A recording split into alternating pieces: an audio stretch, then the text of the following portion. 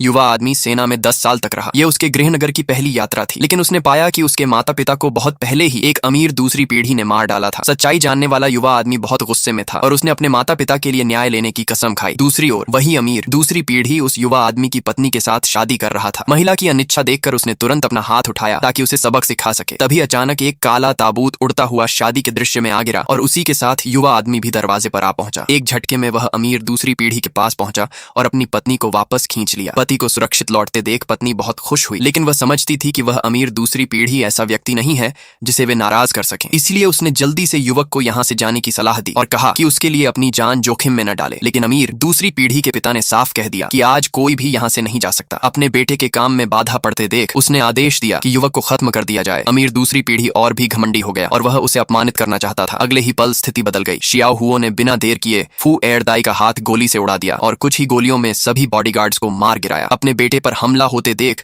गुस्से से भरे फू हाओ ने हथियार निकाल लिया, लेकिन शियाओ हुओ के चेहरे पर कोई डर नहीं था। यह दृश्य सबके लिए चौंकाने वाला था। फू हाओ ने पूरी हैंडगन खाली कर दी, फिर भी वह शियाओ हुओ को छू तक नहीं पाया। अगले ही क्षण शियाओ हुओ उसके सामने पहुंचा और केवल एक उंगली से उसकी हैंडगन तोड़ दी। फू हाओ का घमंड पल भर में गायब हो गया और वह जान की भीख मांगने लगा। लेकिन अपने माता पिता की मौत याद करते हुए शियाओ हुओ ने उसकी टांग पर पैर रख दिया। तभी अंडरग्राउंड सम्राट जियांगनान का राजा अपने लोगों के साथ वहां पहुंचा और उसे रुकने की चेतावनी दी, लेकिन शियाओ हुओ ने उसकी बात अनसुनी करते हुए फू हाओ की दूसरी टांग भी कुचल दी, जिससे जियांगनान वांग को गहरा अपमान महसूस हुआ। गुस्से में शियाओ हुओ ने कहा कि उसके माता पिता की हत्या हुई है और वह यह सब न्याय के लिए कर रहा है। इसके बावजूद विरोधी पक्ष ने उसे अपमान सहने की बात कही, लेकिन शियाओ हुओ ने जवाब देने की जरूरत नहीं समझी। उसने काले ताबूत को हवा में उठा लिया और साफ कह दिया कि आज चाहे कोई भी आ जाए उसे कोई फर्क नहीं पड़ेगा। जियांगनान